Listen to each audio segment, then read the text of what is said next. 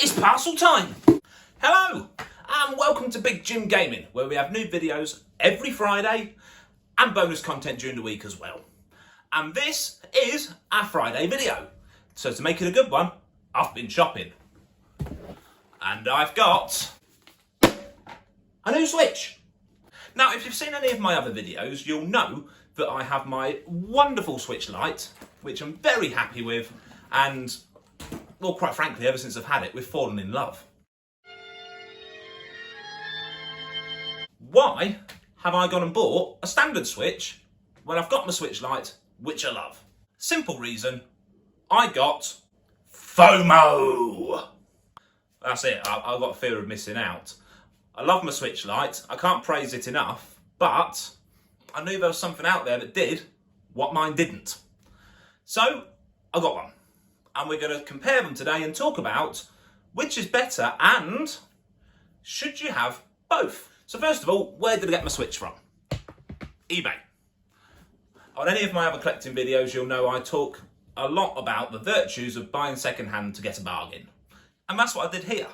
Now, I'm not going to do a big unboxing video with you because I think there's thousands upon thousands of them on the internet right now. And you know what's in it. So I got, for 200 quid, now bearing in mind, brand new, 260, so already 60 quid cheaper, I got the full Switch, all the wires, the dock, Joy-Cons, etc. And the chap in the advert did say it's as good as new, and true to his word, it is. It really is pristine, which is a lovely little surprise, because quite often when you buy something online, no matter where you buy it from, and it's described as good as new, it very rarely is. So really nice surprise, and kudos to the chap who sold it to me. He did an honest job. But not only did I get the Switch, I also got a few little extras. All included for the 200. It came with a brand new screen protector, which I've popped on, a 64 megabyte micro SD card, which I'm not using because, as per my previous videos, it's too small, but it's nice to have it as well. So there's a tenner there, £5 each for a screen protector and the SD card, give or take. But there's more. I got a Venom hard case, and I put that decal on myself because I think it looks good. They're sort of 10-15 quid, but there's more. I also got a official Nintendo Pro Pad, again with the wires as well, again just like new, working perfectly. They're 60 quid new. But there's one more thing as well. I also got included for that 200 a copy of Skyrim. Now, I haven't played Skyrim for probably 7 or 8 years. I got it around a year after it initially came out, and I forgot how good this game was. Now, obviously it's a remaster, which is great because it comes with quality of life improvements and better graphics. I've played it a lot. I've definitely missed out on doing things that I should have been doing by playing Skyrim, which is actually kind of what happened the first time. It's brilliant. So if you haven't played it for a long time, or God forbid you've never played Skyrim at all, pick it up. Awesome. But that's a side note. I now have 2 Switches. I have my standard Switch and my Lite. Let's let them duke it out. Let's get ready to rumble! Right, so a comparison. Obviously, you know, doesn't dock, does dock. That's the end of that one. Let's talk about them as a handheld. So I've been playing this in handheld a lot, and obviously I've had this now for 2 months and a week, and I've played it non-stop since I've owned it. So I've got a really good experience with them both. Let's talk it through. Now, the most obvious difference, you might be thinking, is the size. In particular, the screens. So let me just turn these both on, give you a comparison. So the standard Switch has a 6.2 inch screen, whilst the Lite has a 5.5 inch screen. I'm a big believer in getting the biggest screen you can for handhelds because my eyes are rubbish and I try not to have to wear my glasses when I play it. So you'd think I'd say this instantly was better. But honestly, it really didn't make much difference to me. So I have been going between the 2 consoles. And initially, when I first picked this up after playing the Lite, for about 60 seconds, I know I'm playing on a bigger screen. But then you adapt to it, you get used to it, the novelty disappears and you forget about it as quickly as you noticed it. Likewise, going from this 6.2 inch screen to my Lite's 5.5 inch screen. Initially, I'm aware I'm playing on a slightly smaller screen, but that goes away in less than 60 seconds as well, and then you just adapt and enjoy playing your game. So the main difference I was expecting to notice, I don't actually really. Maybe if I'm reading a game with subtitles, I might notice it after a while, but honestly, it's not really there. So that's a draw. So what are the differences I've noticed?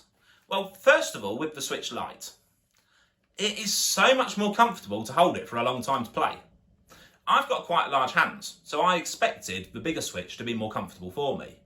It might be because I've played this so much before I got my standard Switch that I'm more used to the form factor. But honestly, when I go from my standard Switch to my Switch Lite, my hands almost go, because it's more comfortable for them. The buttons are slightly smaller, they're spread closer together. That should not be my preference with these lumps of meat at the end of my paws. But it is. So as a handheld only machine, this wins. So what about the standard one? Well, it certainly isn't bad to play handheld. Obviously, it's been designed to play handheld, so it's not a bad experience. And if I didn't have the Lite next to me and keep swapping between the two, I would have nothing to complain about, so don't let it put you off. It still is a decent machine to hold and play handheld for a good amount of time. I can see why people get those grips though, to make it a little bit more comfortable, and I might get one in the future. Picture quality, as with the screen size, obviously it's the exact same components inside both of these, so the functionality, the running of the games, the resolution, it's all exactly the same. Now the differences I did notice playing the standard Switch in handheld, first of all, the rumble on the Joy-Cons. I actually forgot that the Switch came with rumble because I've only had my Lite, that was my first Switch. It wasn't something I was used to. I like the rumble feature. Now this does tend to divide gamers. You either like the rumble feature and find it adds to the immersion and the enjoyment of the gameplay experience, or you dislike the rumble and find it just a little bit annoying. I'm firmly in the former. I like the rumble feature, so having the rumble feature on my Joy-Cons when playing the game, I actually really liked. So that was a tick for me. Secondly, was the sound. Now, there is nothing wrong with the sound from the Switch Lite at all. It comes from these two speakers underneath, and it's a good quality, nice and crisp. But I've always felt it could just do with being a little bit louder. Now, I bet you're a bit surprised to hear someone with these say they want something louder. Well, I haven't got superpowers, I've just got sticky out ears. The sound on this was better, it did go louder, and I do think it helps, but the sound on this comes from the 2 points here, and they face towards you, rather than going down. So I got a much better experience with the sound, just because it was a little bit louder. They're both in stereo, with twin speakers, but just that little bit of extra volume, I really appreciated. Now, clearly if you use headphones, then that's going to make no difference at all, because it depends on the quality of your headphones. But I liked it. And lastly, battery life. Neither of these has a bad battery life. Playing Skyrim, I was getting just under 5 hours on this, and nearly, but not quite, 6 hours on this. I can't think of a time where I'm going to be out playing an immersive game like Skyrim, out and about, on the go, for more than 5 hours. So I think that's plenty. But I did find, in my comparison tests, that the standard Switch does have an improved battery. So there's the differences, or at least the main differences that I felt with them as a handheld. Which do I prefer as a handheld? That's a tricky one. The only way I can really summarise it is, I prefer using this as a handheld at home, sitting on my couch with something on the telly for a bit of background noise. I much prefer this as a handheld for taking out and about. It's smaller, it's more portable, and it just feels that little bit more solid. Because it's all one piece, instead of being detachable Joy-Cons, you do get just the tiniest bit of wiggle, which you get used to, but then when you go back to playing this with no wiggle, because it's one solid piece, you appreciate it. For out and about, it's more portable because of the size, and yes, it's even a little bit lighter as well. For sitting at home, on the couch, or in bed playing games, I like this. I like the improved sound, and I like the rumble feature. So that's the main difference in playing them both as handheld. You can see they've both got pros, and they've got cons as well. But let's just take a very short look at the things the standard Switch does, which the Lite doesn't. First of all, tabletop mode. Now forgive me, but I just don't get tabletop mode at all. The sound quality is really good, you might be able to hear it through the mic. But you're taking a small screen and moving it further away from me. So even with the old spectacles on, I'm playing it like this because I can't see it any other way. And yes, I know I could get the table higher, but I'd still want it as close as possible to me anyway, so I may as well just hold it. However, I do really like Doctor Mode. Now, I have been playing it with my Switch Pro Pad. I've tried it with the Joy-Cons. There's nothing wrong with it, but the Pro Pad is definitely the way forward. And I like that, because it's just like playing a home console, which I already like. I've been doing it all my life. So, Doctor Mode I really like. With one caveat, after I kill this ogre. And the caveat with playing it in docked mode is this. Modern games, remasters, they look superb on the telly. They're brilliant. Just like they would look superb on a PlayStation or an Xbox. But your retro games, or your retro style games, look rubbish. I've been playing a lot of Doom 64. I love the N64 version of Doom. I loved it when it first came out. I like it now. And I'm really having a great time. And I actually thought that they had upped the graphics on it slightly, playing it in handheld. When I put it on the telly, it looked 100 times worse, and I actually didn't enjoy playing it as much because of that. Likewise, the N64 version of Mario Kart looks awesome. I assumed, on the handheld, again, it had been upscaled, it had been improved. It looks awful on the telly, I didn't want to play it. And there are other examples out there as well. I do like docked mode, but I don't like it for my retro games, only for the more modern ones, which is roughly only half of my library. Now let's talk about owning them both. I've watched other reviews about the Switch, I've watched lots of videos about the Switch, and one of the main themes seems to be that the Nintendo Cloud Save Share thing isn't very good. I beg to differ. I actually found it quite useful, and I've had no problems with it at all. To use the cloud save, all you do, go down to your settings, go into data management, save data, cloud, click on your name, and give it a second to load up, and there you go. There's all your saved data. Now you might have to press it once and just click download saved data, and it backs up in less than a minute.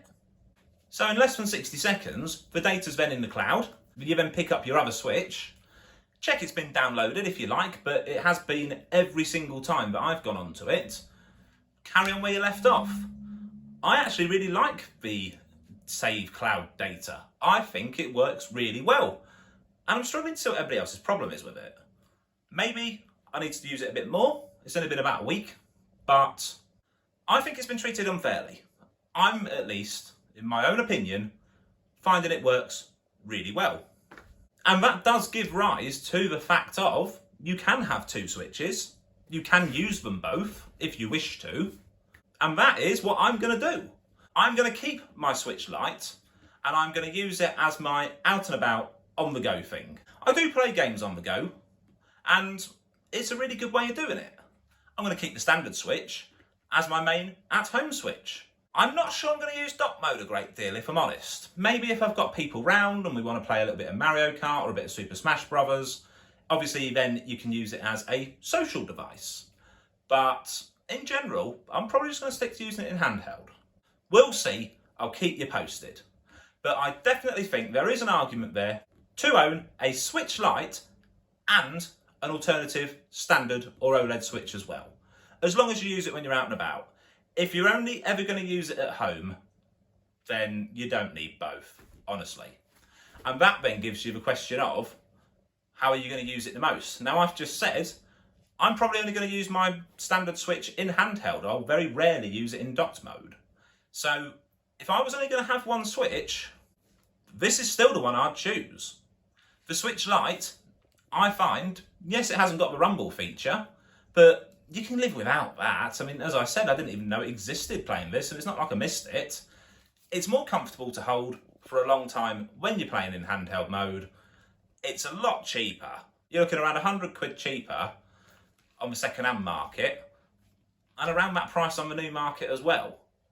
So, for my money, if you're only going to have one Switch and you're not that bothered about dock mode, stick to the Lite. Because now I've got dock mode, I no longer care about it. It's just the fact I didn't have it and I wanted it to try. But that's for me. That's my 2 pedif. What's your thoughts? If you could only have one Switch, which one would you get? Or, like me, do you think owning 2 Switches is the way forward? Let me know in the comments below. Now, my next mission is to compare these 2 with an OLED. But, yeah, I need to go buy a lottery ticket.